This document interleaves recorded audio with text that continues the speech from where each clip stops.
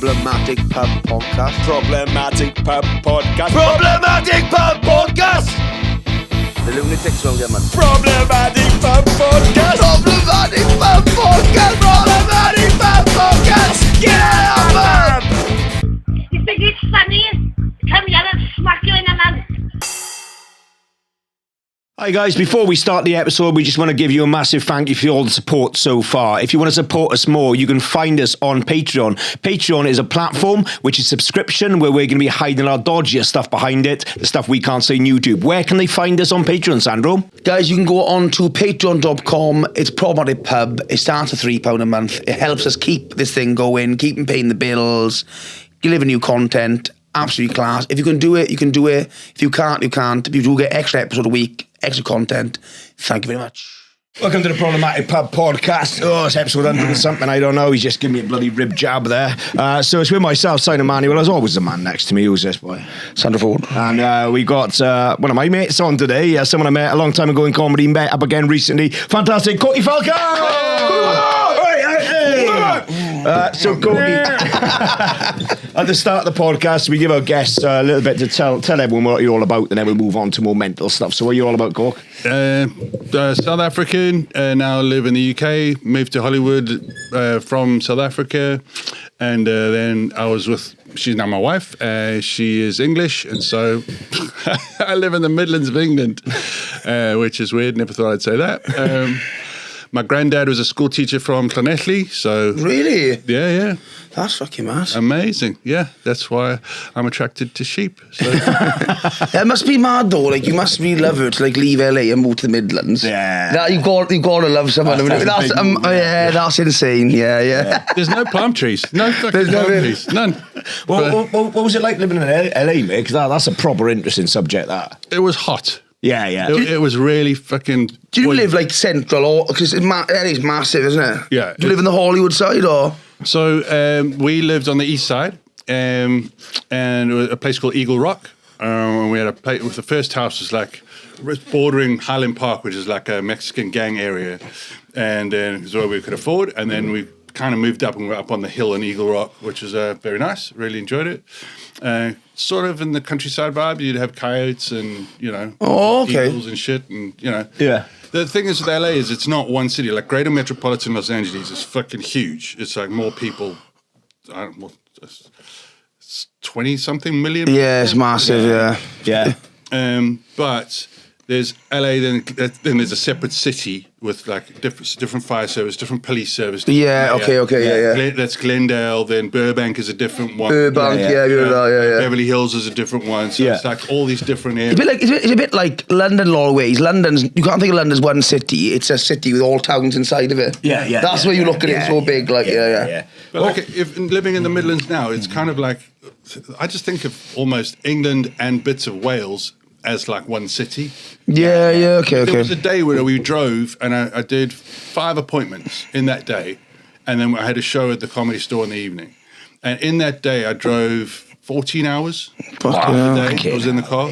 And that, for us, 14 hours, you get the top of Scotland. Yeah. You know what I mean? It's wild, mate, yeah. What's mad? Is it like, because I heard it's gone quite like mental LA, or is it all just media bollocks? It's not that rough, or is it gone like some parts are My mental? brother still lives there, and it is fucking mental. Like, the homeless thing is fucking nuts, bro. Yeah. Like, you don't have homeless issue here at all. Yeah. At all.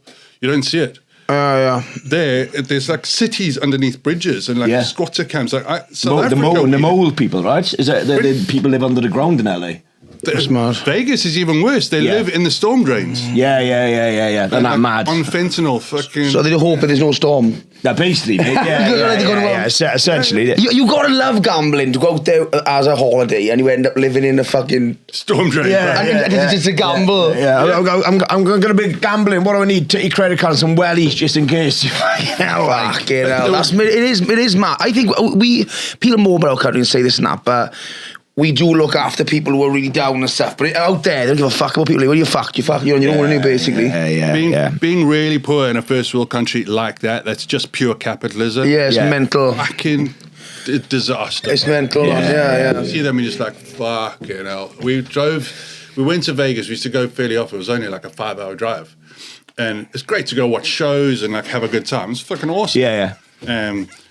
But the one day we were like, let's get off the strip, let's get out of the old town, let's go watch a movie in a mall. Fuck me.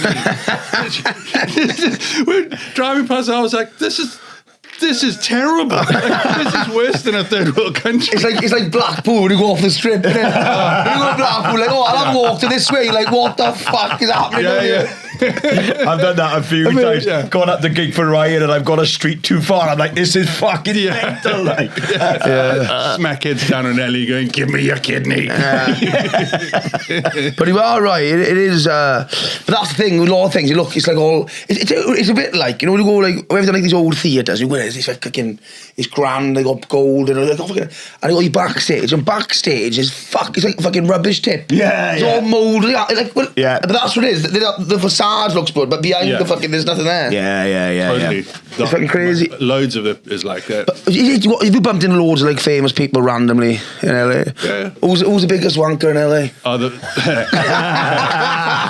That's what everyone to know. Who's the nicest guy? That's what you're here for. I'll give you a good one. So the wife and I we're at this party, and like this, she was modeling and stuff at the time, and one of her agents said, "Come to this party," and it was at like a swanky place in Beverly Hills, and it was like a photographer's exhibition. And it was like all guest list and everything, and it was part of the Brits in LA. It's like a big thing. Yeah. And because she's British, she's invited. She's like, "Oh, cool."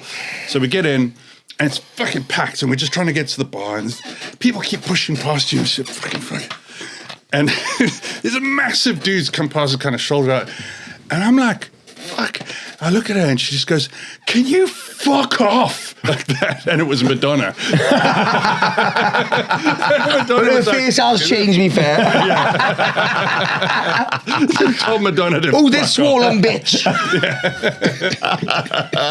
So you were involved, obviously, we're doing stand-up out there. You're involved in the acting side of stuff as well, right? Yeah. That's a mad world, isn't it? Because I dabbled a little bit when I came out of college and I went to do acting. I dabbled a little bit, did some extra work and stuff like that, and I had to get out of it, mate. Like, if you think there are egos in comedy, acting is fucking insane, isn't it? Like, it's mad, like. Like, I mean, I'd done stuff in South Africa, and then I was like, all right, it's time I've got to try and figure this shit out, because I was doing tours in South Africa. It was before social media, so the worst you got to deal with is like getting papped by Heat magazine and shit like that. You know what I mean? So the next big thing. Yeah, exactly. Yeah. And then I got nominated for Best Supporting Actor in a Feature Film, and we had a comedy sketch show. So like I was part of the new guard that launched the new style of comedy in South Africa. So it was me, Kagiso Ladika, David Cow. I was the only white guy on the comedy sketch show called Pure Manachi Show. Which means pure deliciousness in Xhosa. So then we got nominated for a bunch of awards. I got my green card off the back of those things, and I was like, okay, Hollywood, here we come. I got there, and I was like, hey, guys, I'm here, guys. And they were like, no one gives a shit. There's a massive queue getting the fucking back of it. Get to fuck. And I was like, oh shit. I remember just trying to get an agent there and just getting like laughed out of offices, like literally laughed out. Like, no. Like, but I'm a serious. They were like, no, get the fuck out of here. And I was like, oh god. Like, I remember like driving home for 3 hours, like crying in the traffic. Fucking terrible. And then I eventually started like scratching and making out. I got this really good manager of someone that I met doing a film.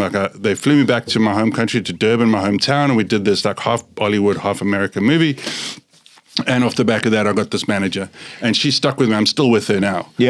And she like shepherded me through the process, and eventually I started getting good stuff. But fuck me, it was hard, bro. The first 3 years, and I also I stopped doing stand-up because you can't like go on the road. You've got to be there to read for someone. Any opportunity. And it's like you've got to get in a room. It's the same as like when you're trying out here. When I got out here, I was like, guys, come on. And I know people from touring back in the day, and they're like, don't care. Yeah, you got to start again. Come and prove yourself and do an open spot, and then we'll see how you do, and then we'll book you in 6 months to a year. Yeah. Like, motherfucker, what? And so it's the same there. Like, you got to read for the casting director. Then they go, all right, well, we'll put you on a list. Okay, fine. And then, like, 2 years later, They pull the list out. It's like that. Yeah. It's like 3 fucking Been pulled up by files, a cherry picker. They're going to go, bring it. Can we bring the list in? They got a trolley. They go, oh, fucking hell, this list is huge. Really funny guy, mustache, you know. Johnny Dude, perfect for a sitcom, perfect for a beer advert. Sandro Ford and 500 other guys. Yeah. Perfect. I don't know, with that's it. I think you were different though in some, because you obviously South African. There's not probably South Africans out there, are you? No, you had to just like I thought that'd be quite a niche. Yeah. Yeah, but the thing is like nobody's casting for South African there particularly. And there were a couple of guys that, like my friend Stelio, he's got that kind of lockdown. There was another couple of guys, and those guys are like, no. Yeah. This is my shit. Yeah. How gutted would you be, right, if they were casting for South Africa and they give it to an American actor who's doing the accent? That probably happens, That right? recently just happened to me here. They gave it to a British guy. Joseph Milson, I love you. You're very fucking funny, but fuck you.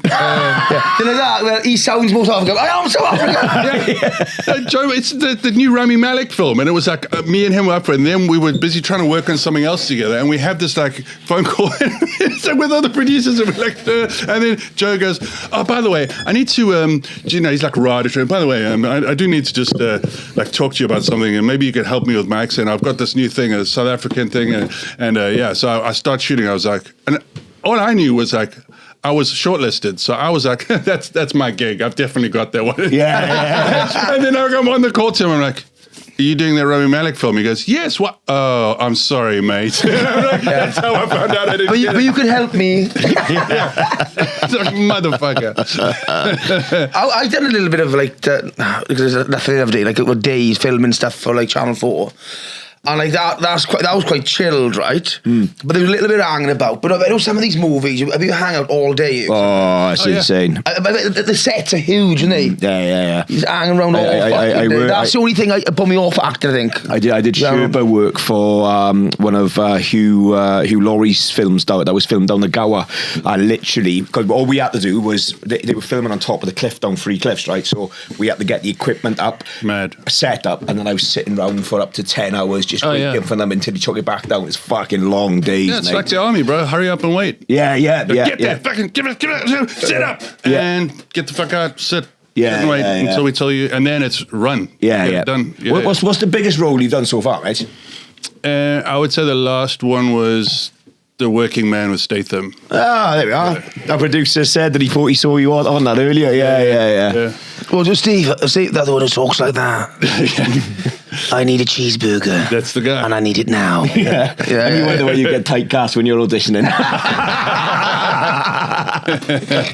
Steve, Yeah. No, is he? You have met him? You know him, obviously. You met him. Is he sound? Yeah, he's great, man. So super He's nice guy. killing it in Hollywood. He is. Yeah. He's at the wedding. He's a go-to English guy, isn't he? Yeah. There's always a couple of English they go. He's the biggest action star in the world now. Yeah. He's the most bankable star. Because he started late as well, didn't he?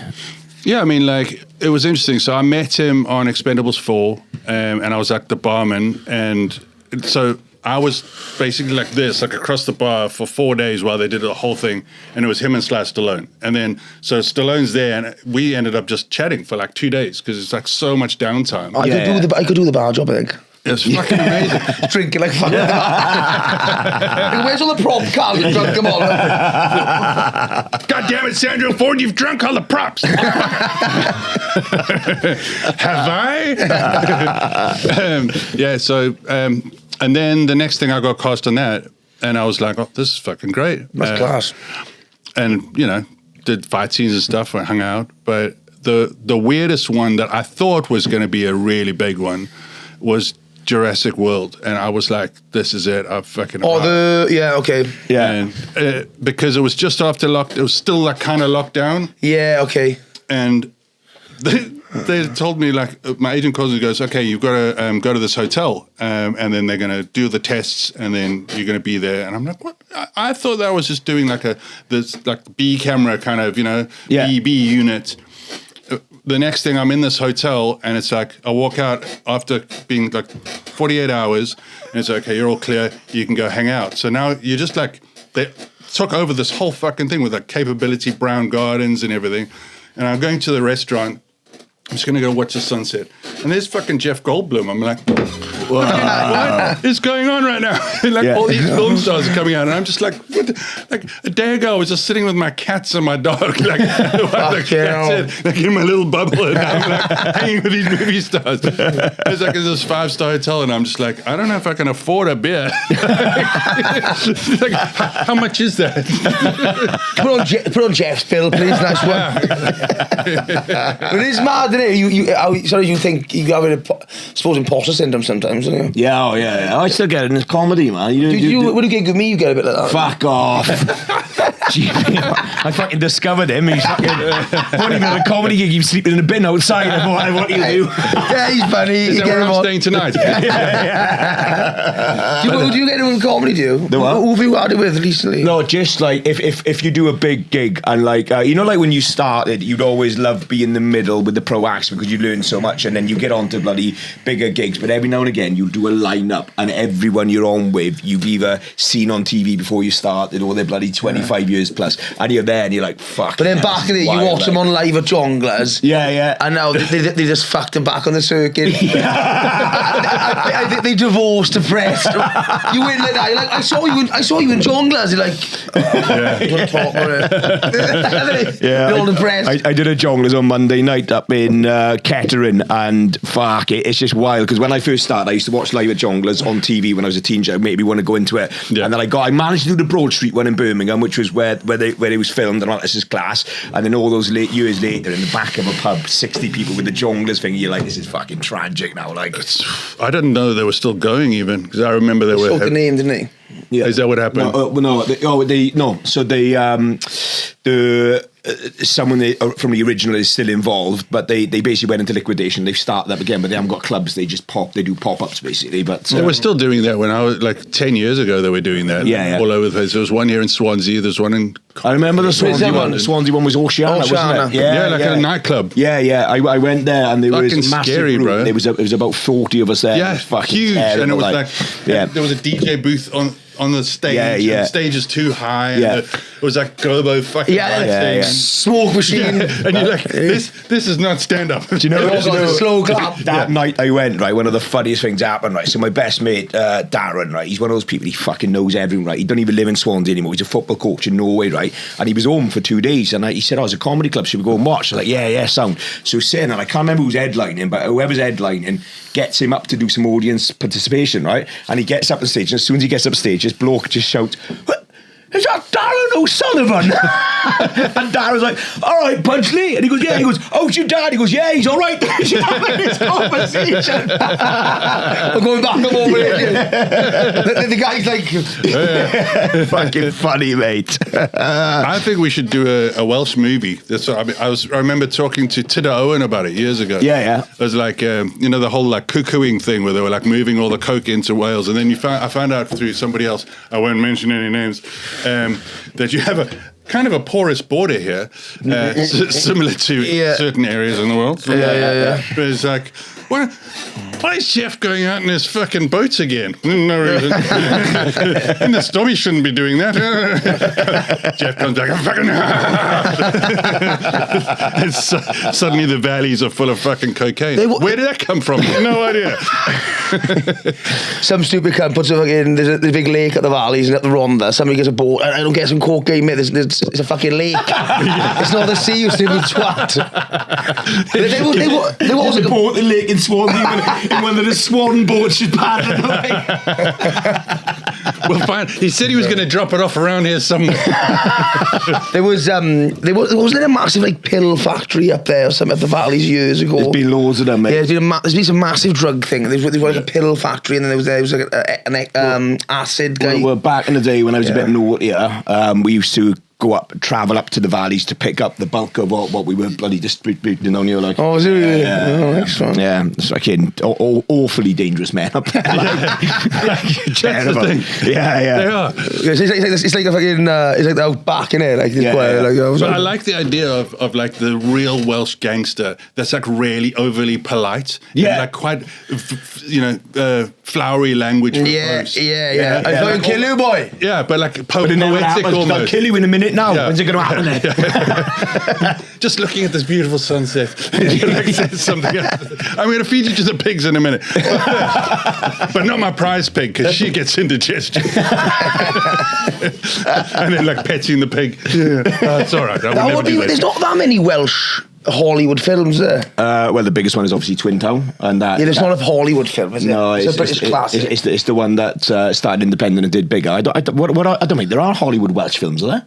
Is there one? What is it? That surfing one, was that Blue Juice? Was it? That was. I swear that was here. Was it? Or maybe But I don't mean, there's been stuff filmed here. Yeah. Because they feel it was cheaper to film it. But I mean, actual like a Welsh culture film. No. there was that Hugh Grant thing about the guy that went up the hill and came down a mountain. Oh, I told you about that one, didn't I? I love that movie. Yeah. It's basically about a bloke that goes up, pushes the soil at a mountain and walks back down. Yeah. It's great. Because the village was like, no, that's a mountain. And then the English guy comes up and says, well, I've measured it, and I think you'll find it's a hill. And they're like, you can fuck off. You English bastard. I wasted 20 years of my life walking up there and putting it.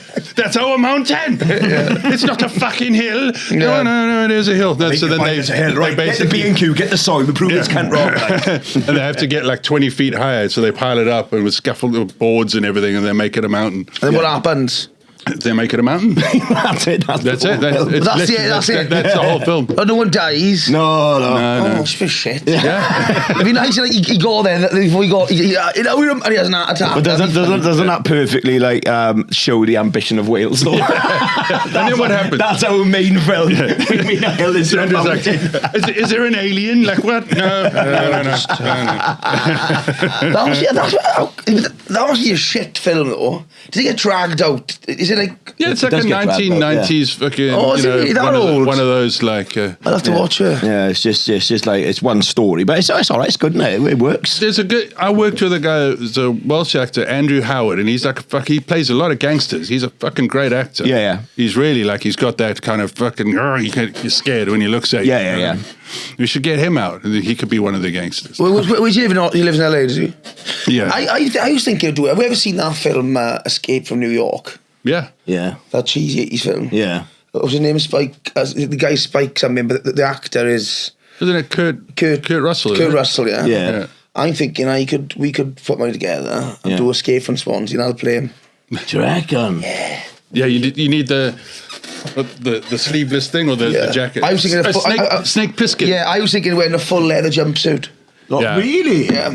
I could To be see fair, that. I can see that. That then could see appeals that. to different types of audiences, obviously. Yeah. Jesus Christ! Imagine that. I've fucking seen that. Is that the bomb from Mario? What the fuck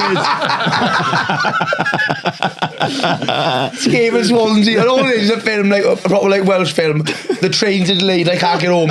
Escape from Swansea. He ruins all the audio because they're chafing from your thighs.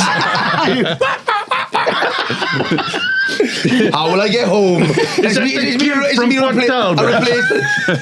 me a replacement bus service then, but it's an erratic music. I'm on the bus now, and it breaks down, and I'm like, I sound Phil fucking Swansea. He goes on The bus crashes. You're the only one that doesn't come off your seat because you're stuck to it with a lever. It's bouncing around. I jar my neck, and then I'm in hospital then in Swansea. Fucking hell. Back in Swansea. I'm back in Swansea. I've done my neck in. Fuck hell. Whatever you do, don't cut the leather.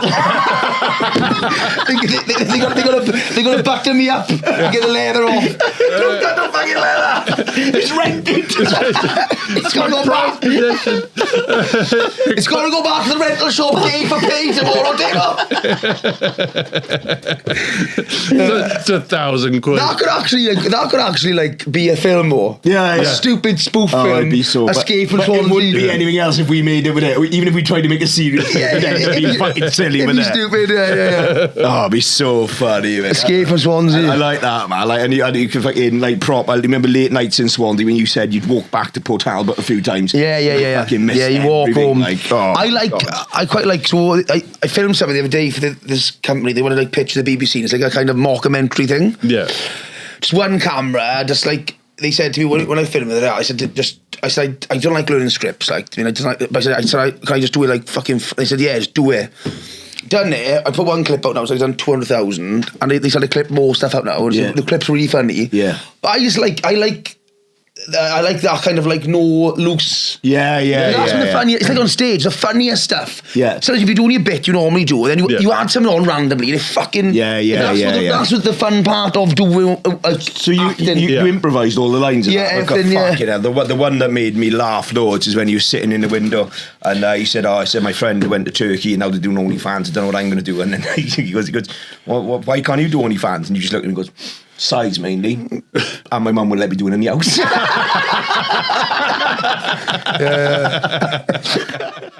This podcast is proudly sponsored by Auto Show Swansea. MOT do. Service lights screaming at you. Whatever it is, Auto Show Swansea has you covered. Based in the Uplands, Swansea, they specialise in MOT servicing and repair, delivering dealer quality work at low prices. And here's the bit you'll remember. They've got an instant online pricing tool, so you know the cost before you book. Instant prices, no surprises. Instant prices, no surprises! And right now, they're running a cracking offer. You can get a half-price MOT for just £27 when you book a full or major service. It's quick and easy to book online, and you're back in a trusted local business. Oh, I don't think it stops there. 10% off for blue card holders and students, and 0% finance, no credit check. Terms and conditions apply. So next time your car needs some love, Don't guess. don't stress, go with confidence. The premise of this thing, basically, it's like, so recently the steelworks are closed down in Port Talbot. Oh, yeah. So this guy's it's like a mockumentary, and it's like, I've lost my job in the steelworks, so everybody's had redundancy. And so everybody's like, so somebody everybody's like done different things. I mean, one person got a canoeing business, OnlyFans, whatever. And my dad, who I didn't really know that well, he was he was a working man's club comedian back in the 80s. And I really think he's really famous in these parts, and no one really knows he is. And when he died, he left me all his joke books, all his written jokes. And I said, I'm going to give it a go, and I've had redundancy. And I buy loads of suits. So I'm walking the street, like loads of suits. And I basically want to become a comedian. But then I was going to plan out, I'm going to try and go on to the open mic circuit with like 1980s jokes. Yeah. And I'm on camera, and I go, this one's good.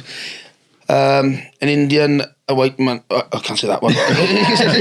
old twin. Yeah. I'm doing horrendous like. Bernard Manning joke. And they beeping it out like that's a funny thing of like. Yeah. I think about like now, if you had like what kind of comedy we do, if you put like say you brought someone from the 1980s, 85, and put him into our scene, it'd be like fuck. It does still happen. I've seen a few like old school comedians still talking about Princess Di and stuff. It's still there. I watched one, and he was on one. He's doing joke with JFK shooting. Yeah. I was like, oh, mate, that's too. I was fucking. Yeah. You go, who's seen the JFK shooting? And my table, all youngsters, they're like, what? Yeah, well, I wrote a bit yesterday. I was at the club. I wrote a bit about Most Haunted. And I had to check with him first. I'm like, is that still alright, Most Haunted? But it's like it's still relevant enough. But like, it's insane, like crazy. Yeah. There's a guy when I started. He used to run every Tuesday night. He'd run a gig in Swansea, and it was perfect when I started because I could jump on do 5 every Tuesday.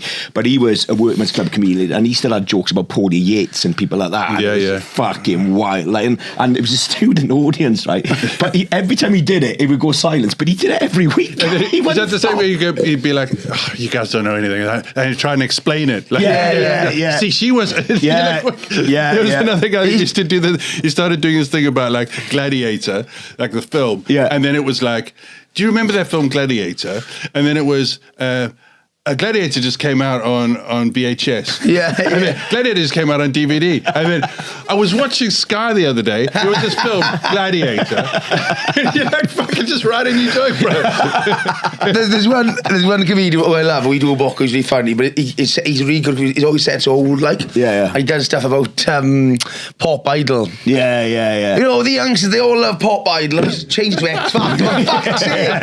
Pop Idol, honestly, I think I was probably the last person, I'm in 30s now, would know what he was. Like, because it's so, you think Pop Idol's like 20, 30 years old. Yeah. It's mad, isn't it? Wouldn't it be BGT now? Or is it just X Factor? I don't know. Is it X Factor's gone now? I don't even think it's on still. I don't even know. X Factor's gone as well. Like, yeah, it's done. Like, it's mad, isn't it? Yeah. Like you said, like if you Tonight, Matthew. yeah. But if you don't understand, right, you're clearly a very skilled writer and a good comedian to come up with that in the first place if it's a good joke. Yeah. How can you not then just write or update it? Like the premise of the joke is like it's not all to do with X Factor, so just change it to another TV show. It's insane. Like, so when you go different places, like obviously you gig like a lot of you, but like you go, say like when you said you go abroad and you've done more gigs abroad as well, because I've never really gigged abroad. I've done like New York once, but you got to really change. If you're going to say something about Britain, you got to like explain what it is, haven't you? If you don't know.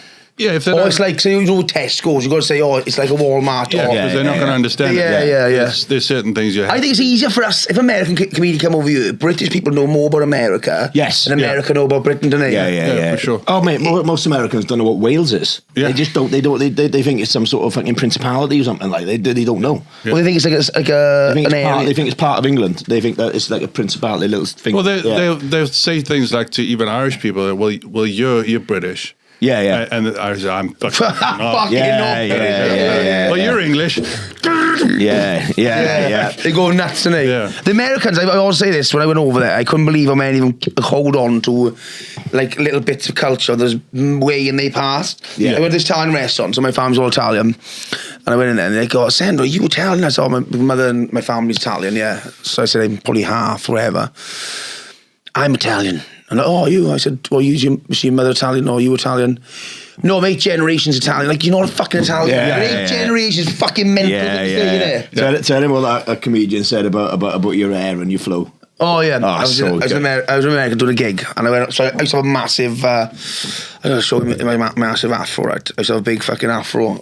It was like mental. It was mental when it was too big. It was too big. It was like it gets stuck in car doors and stuff. Yeah. It was when I used to book him, I'd have to take 5 seats out. I'd lose money.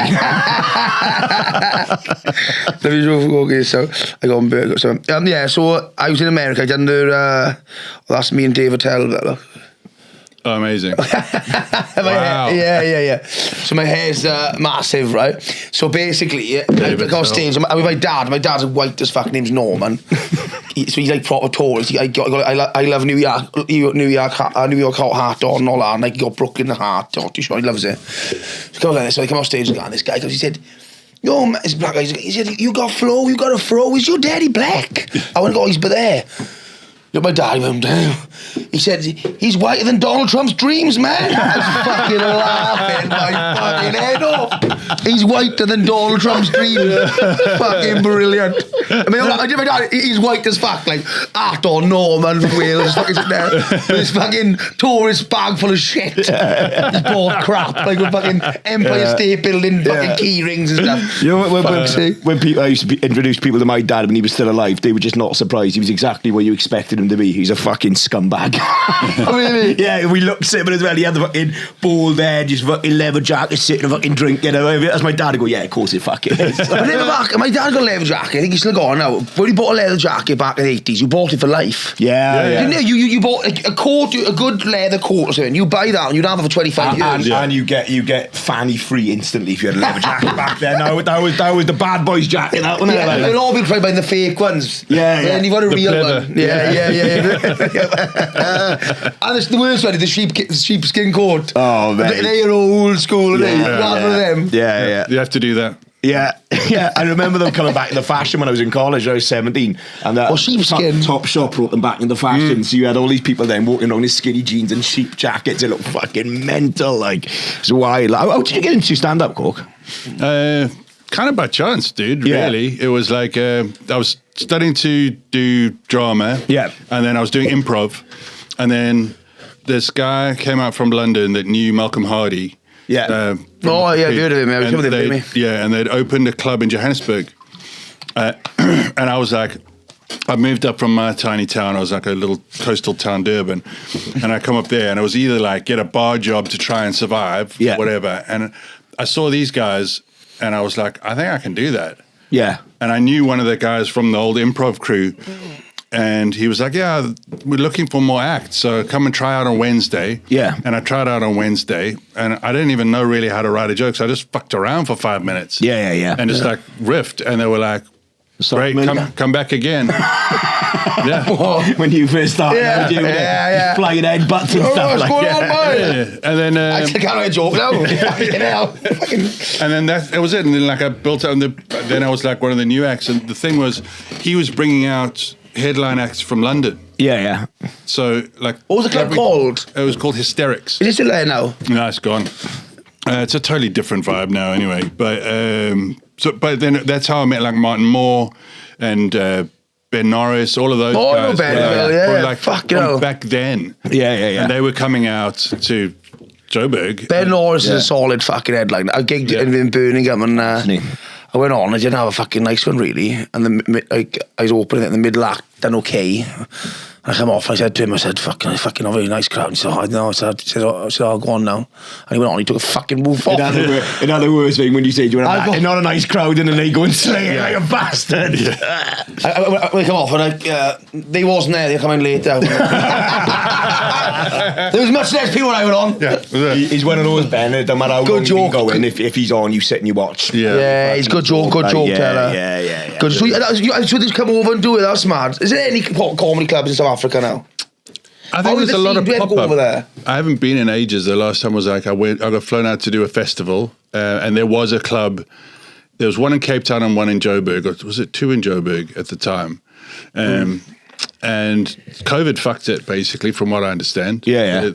They do pop-ups and stuff, but I don't think there's any dedicated venues there anymore. Yeah. That's mad, the size of countries Africa. It's wild, but then you look just in the UK, man. Obviously, they got the Gaff in Bristol now, which are doing big things. But for so long, there wasn't a fucking decent sized purpose-built in Bristol. Yeah. And you look at that city, you're like, how is that happening? It's insane. Like, they do comedy shows at like all the casinos, so they'll bring you in, and I know they do that. And then it's kind of a night, like a night. As well, America a lot, don't they? America casinos are a big thing. Yeah. We never got that culture of it, we. No, our casinos are somewhere you go and you're fucking hammered, you wait for a bus. Yeah. And he was going and he sits round and for ages. You're going or something. I got kicked out of casino when I was younger because I went in and put all my money on black, but apparently that's a racist bet in the boxing. He's doing fucking jokes. That's why you come and watch this. Constant fucking jokes. Always thinking. No, that's mad. The thing about comedy really is like our country now. We got obviously built the purpose built. We're the second ever purpose built in Wales. It's Glee and us in 25 years. Isn't that fucking insane? Like, see what I mean? Like you've got that many people and that many people that are really good storytellers. You don't have enough comics that are recognised as being amazing. No. Yeah. You know, and I don't think you guys get enough of a fucking shake of the tail anywhere out of Wales. Really? No. What we're saying, man, we're massively underrepresented on the out of all the boys we know down here. There's probably about 7 of us working the pro circuit at the moment. Like, it's insane. Yeah. And I found like when I first got here, so it was like 10 and a half years ago, and I would go like down to the south. As soon as you hit London, if they heard any kind of an accent, they were like, man. Yeah. And I kind of got in because I knew a few people to do a few rooms. But like if you were from Yorkshire or you were from Birmingham or you were from Wales, they would be like, nah, you know. Yeah. No, we don't I think it's interesting. But then you think it's more interesting someone's accent and more distinctive. Do you know what we've seen recently though? And this blows my mind. So like we've had a few acts that work for us that they don't live in Wales. They live in London, right? So when they're in London, they put the accent on a bit, right? And they play into this stereotype sort of character, and it works really well up there. And then when they come back down to Wales and do it, they die on their fucking ass, mate, because the people are there going, well, we know you're taking the piss out of us now. The Welsh accent. Yeah. That is mad. But I think, so what's your favourite club to play in America? Is it the Comedy Store? I would say so, just because it's iconic. It's iconic, and it's like the first, really. Yeah, and it's got a history. There's there's like a hangout vibe. I knew people like Jason Rouse from back in the day that was all there. There was like, I got in with a crew that was running Sundays up in the headliner room, the belly room. There was like 100 and something seater. Yeah. So like, I could just pop in and do what I wanted. That's lovely, yeah. So you, We have to go to America. obviously, you met the legendary Mitchie Shaw then. Well, I opened for Paulie when he was in South Africa. Oh, okay. So, you know. He's a good acting, right? He gets a lot of bad bloody press. Paulie, could people say he only gets the gigs because of who he is, but he's actually a No, he was a big... You have to understand, he fucking grew up on Pryor's knee, bro. Like, when he was funnier, I think, when he was still like at his peak. Yeah. Because he was silly and he had like his crazy. Yeah, and he's young. Yeah. Weird and a stoner. The weasel and all that. Yeah. But like, as soon as you get older, that becomes a little bit past. Like, if you're still doing that and you're 55, and people are like, "Come on, bro, like, it's time to stop being a silly cunt." But you know what I mean? It's like I feel that. Like, I just stopped smoking weed. At some point, you're like, "Oh fuck." Do you ever get home and you're smoking weed? You got the munchies, and then you take your grandkids. You know, when you got the grandkids and you see these crisps. The only ones who age and can still do that is when it is authentic to the person. If they're just really weird off stage all the time, great example is Paul Foot. Paul Foot's personality on stage is Paul Foot off stage, and that's why he's able to just be a silly. I tell you, I really like, who really fucking makes me laugh, who's a silly, but he's a really clever guy, is Harry Hill. Yeah. He's so fucking stupid the stuff he does. Which is fucking. My mate said he's older than me, but like Todd, but he's a massive comedy fan. When I get into comedy, when I go to comedy, he come to early shows and stuff. But he's watched anything in Wales back in the day. He's seen them all, right? And he said for this number one comedian he ever seen, and he's seen like fucking hundreds. He said was Harry Hill. Yeah. So he's seen him live. He said he was the best. Second best live ever he's seen was in Gore Silence, a random one, was Eddie Izzard. Back in the early 90s. And his third one was Frank Skinner. He said he saw Frank Skinner, and he played a 100-seater down here, and I'm going back years ago. I said, yes, unbelievable. But he said Harry Hill done this bit about hats, right? And he said he had this hat on, and he kept on pulling. And he said, this hat, in the end, the hat was up. But he done it, and like, he left the hat on, but he done it throughout the show. And he had a crawl. He said it was the most fucking stupid show, but he said people were fucking, his mate pulled a neck muscle in his back. I used to watch a lot of Harry Hill's stand-up just before he went on to TV Burp and stuff, and there's one line that I remember I pissed myself laughing. He's on stage and he goes, who remembers the A-Team? And they all just go, hey, and he goes, right, he goes, after 3, if we all shout A-Team, he goes, let's get him on stage. He goes, 1, 2, 3, everyone goes, A-Team, and then he looks around, he goes, it's worth a shout, wasn't it? Stupid. Did he do that? No, going up. Was there much British comedy on TV in South Africa? So was it like Only Fools and Horses? Did any of the sitcoms come over? I was in a fortunate position because my neighbours were originally from Manchester. And we had sanctions because of apartheid. So there was loads of stuff that wasn't shown on our screens. Oh, that's mad, isn't it? But they used to get tapes of everything that was on in the UK, recorded and then sent via post to my neighbours. So then you would go. I expected someone in South Africa to be smuggling his British sitcoms. Totally, right? Everything. Have you got any of that sitcom? Like the young ones. They was like, fuck, have you seen the young ones? I'm like, what is that? They'd be like, come on. And then he'd be like, and then we had like bootleg tapes of all this like crazy shit. And people were like, no way. 6 o'clock in the morning, you're all watching the young ones in someone's kitchen. It was like that. It was like that. Come back to mine and watch some young ones. Don't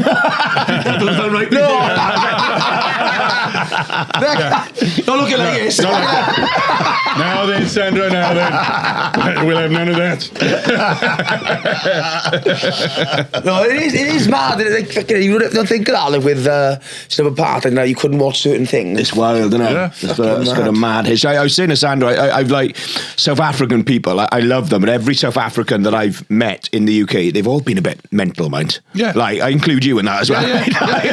There was 2 boys I met who were living in Swansea, and they were telling me that when they were 12 years old, they were already on the line smuggling for people, bringing drugs in and stuff. And they said it was, they were from Johannesburg, though, and they said it was nuts there. It was like the fucking Wild West. Like that era from the 80s into the 90s was like, my buddy used to smuggle in acid from London, but his front was he was importing music and CDs. And there was whole sheets of acid in the fucking liner of the CDs. But the Afrikaans guys that were in charge of the border control were like, I don't know what that are. It's a Lucas shiny round record. Yeah, fine, get it. Okay.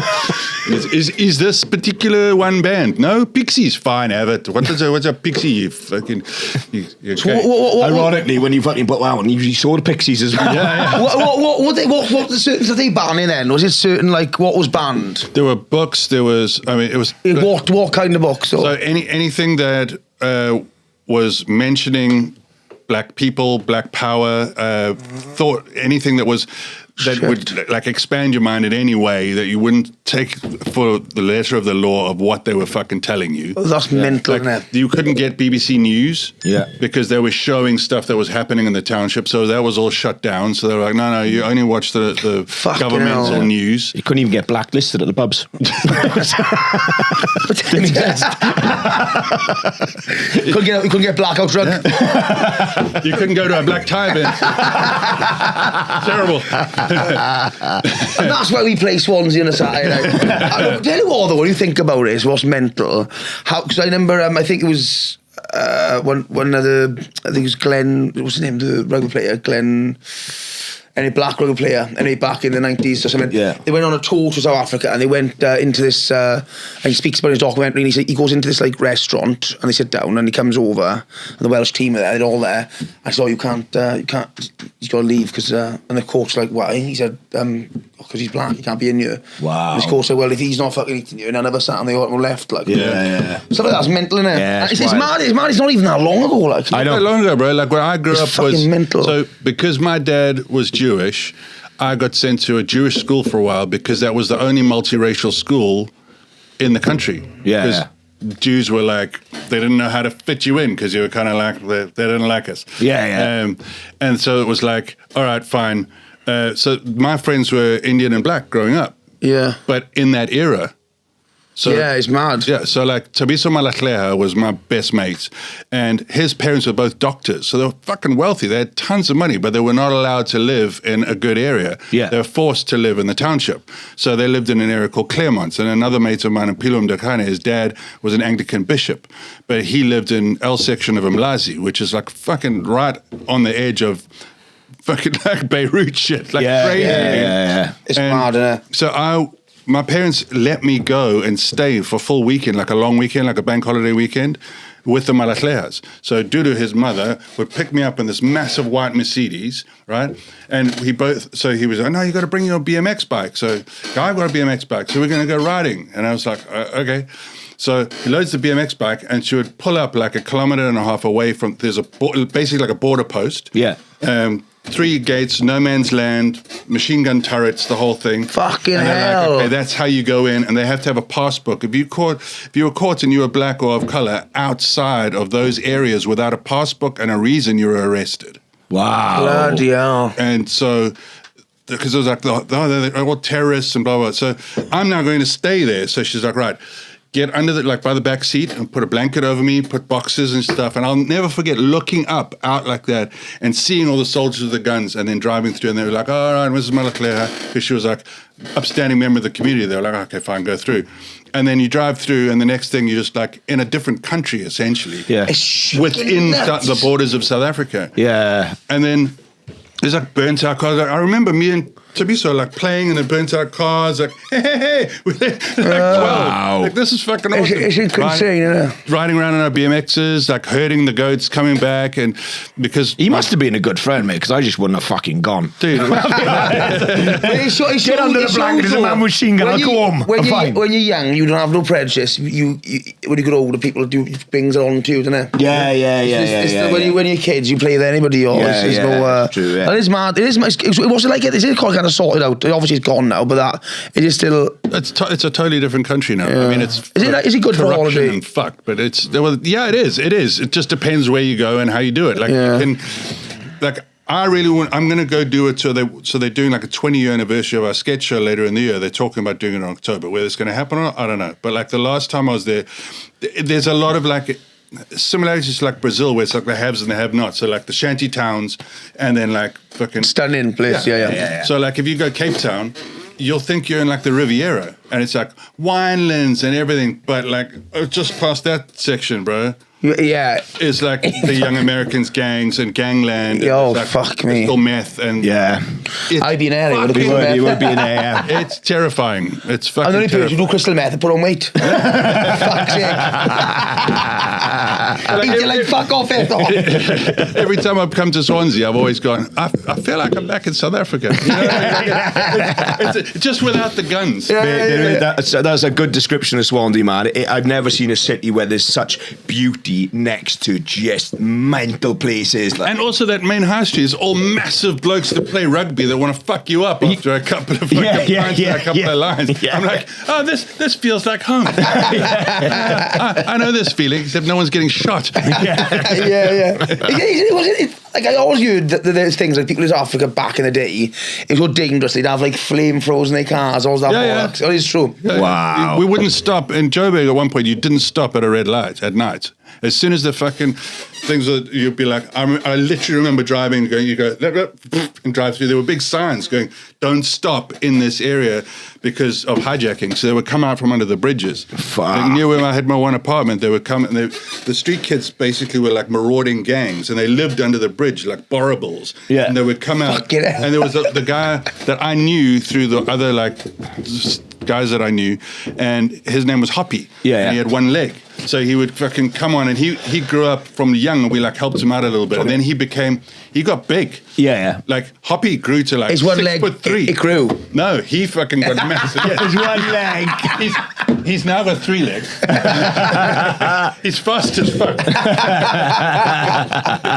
He would fucking, and so he would send the kids, and they would just walk down, and then they down either side on like the white lines like that, while there's traffic, and the one guy's like waving at the window. As soon as you turn this way, somebody's got a spark plug on a piece of fishing gut, and they smack the window, and the window explodes, grab what they want, and they're fucking gone.